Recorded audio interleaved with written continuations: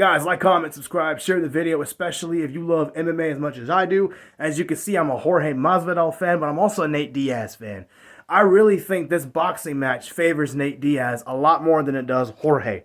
Because unlike Jorge Masvidal, Nate Diaz has won a fight since they fought 5 years ago. And I know it was against Tony Ferguson, but Tony Ferguson in 22, he didn't win, but he was still dangerous and could still beat guys. You know, I think by now I think that should have been Tony's last fight, because since then it's been heartbreaking to see what's happening to him. But yeah, Nate Diaz has won since then. And Nate Diaz has also never avoided a fight or done any of that like Jorge might have done with Colby before they actually fought. Again, I'm a Masvidal fan, so I can say that. But, I do think Jorge will lose this fight, because since the Diaz fight, he's gone downhill. And he hasn't, look, in my opinion, he hasn't looked hungry or looked the same since the Nate Diaz fight.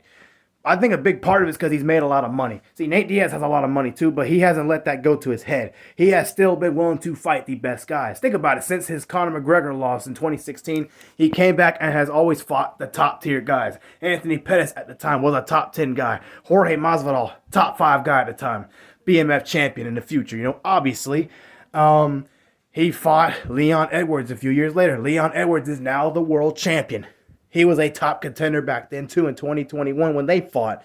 He was willing to fight Hamzat, but Hamzat couldn't make weight for whatever reason. And then he fought Tony Ferguson, who's always dangerous, especially in 22 when he had a very close fight with Chandler up until he got knocked out, which could have happened to anybody, obviously. And there was danger when he fought Tony, too. Tony's a brawler. He's a brawler. There's mutual respect, but it was a great fight, obviously. And he fought Jake Paul. I'm not making excuses, but he didn't look like he wanted to be there. He just there for a paycheck. With Masvidal, that's a different story. So for my opinion, I believe Jorge Masvidal gets beat. I think Diaz is. And look at how they look right now. Nate Diaz looks like he's in shape. Have you seen him lately? Big, strong. He looks healthy. You imagine he's going to be in shape. And like you said, he's bitter about that last fight. So I'm not on Nate Diaz's side when he called Jorge a coward and said all of this stuff. He was bitter, obviously. But I think Nate Diaz gets him back. I don't think he knocks out Masvidal, but I believe he lands the better shots. I believe he's going to be better in the striking with the boxing. And again, when it comes to the straight up hands, you can't really go off of UFC fights as much.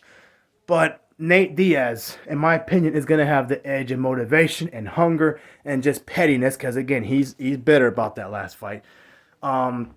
Give me Diaz by unanimous decision. I think he's just a better fighter, in my opinion, especially at this point in his career. Whatever happened 5 years ago means nothing in the fight game, because every fight is different. Give me Diaz by decision. He just outclasses Masvidal.